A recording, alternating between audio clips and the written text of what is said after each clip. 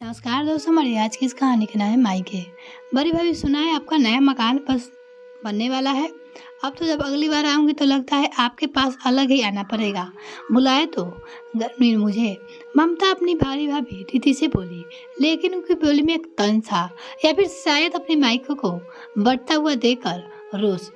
लेकिन उनकी बातों से रीति को कोई फर्क नहीं पड़ा, क्योंकि जब से उसने और उसके पति अनिल ने घर बनवाने की बात कही थी, तब से ना जाने घर वाले और रिश्तेदारों में ऐसी कितनी ही बातें रोजाना सुनने को मिल रही थी।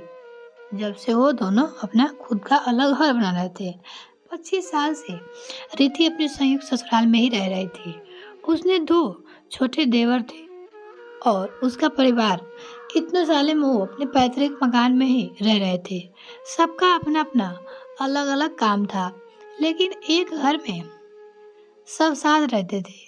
लेकिन सभी के अपने अलग मत और अलग विचार थे। एक घर में रहकर भी घर में 3 बहुएं आ गई, वो भी अलग अलग परिवेश से। बड़ी बहू रीति मध्यवर्गीय परिवार से थी, तो मझली बहू ऊंचे घराने से, तो छोटी बहू थी तो साधारण परिवार से, लेकिन नौकरी पेशे थी। सभी के बच्चे भी अब बड़े होने लगे थे, तो उससे भी अब अलग अलग मत बन चुके थे। एक घर में रहकर भी एक दूसरे की तकलीफे में से अनजान रहने लगे थे।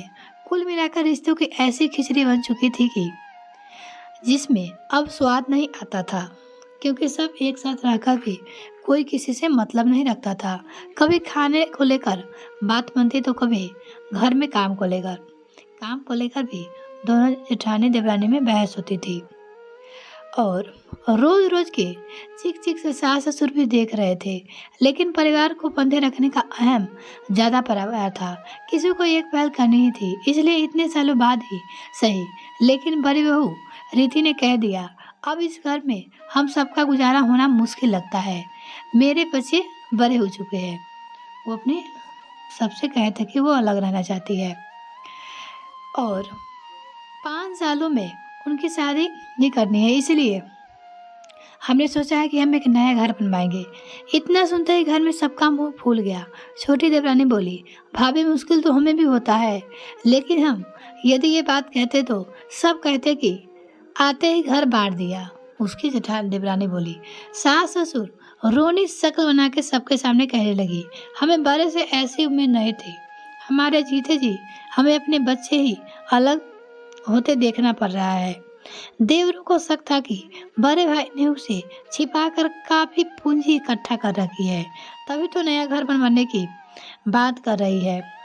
लेकिन हकीकत तो सिर्फ रिद्धि और उसके पति अनिकेत को पता था। घर खर्च और बच्चे के आज के हिसाब से पढ़ाने लिखाने में भी अच्छे की कमर टूट जाती है। माँ इतने साल में पूंजी तो इकट्ठा की थी, लेकिन बाकी के लिए रीति के अपने जेवरों गिरवी रखी और कुछ लोन उठाया गया था नए घर के लिए, क्योंकि उतना पैसा उसके पास था नहीं। घर तैयार होने का था और आज बेनम से ही सही, लेकिन सब नया घर देखने के लिए चल पड़े। अरे भाभी, ये क्या, ये ऊपर नीचे 2 फ्लैट जैसा घर क्यों बनवाया? ऐसा लग रहा है कि जैसे 2 लोगों का घर है। मानती हूँ आपके 2 बेटे हैं, लेकिन क्या अभी से दोनों बेटियों को अलग अलग करने का विचार कर लिया? उसकी ननद बोली, दीदी, हम ना चाहे तो फिर भी एक एक दिन बच्चे अलग ही हो जाते हैं। एक घर में रहकर मन मुटाव रहने से अच्छा अलग रहकर भी बच्चे के बीच प्यार बना रहे।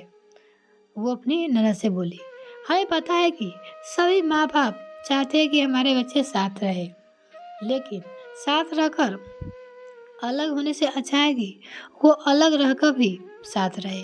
वो अपनी ननद को जवाब दी, हमने सिर्फ घर के 2 हिस्से बनाए हैं, ताकि बाद में ना बच्चे को झिझक हो और ना ही हमें तकलीफ हो, इसलिए 2 बनाए हैं। सभी एक दूसरे को देख रहे थे।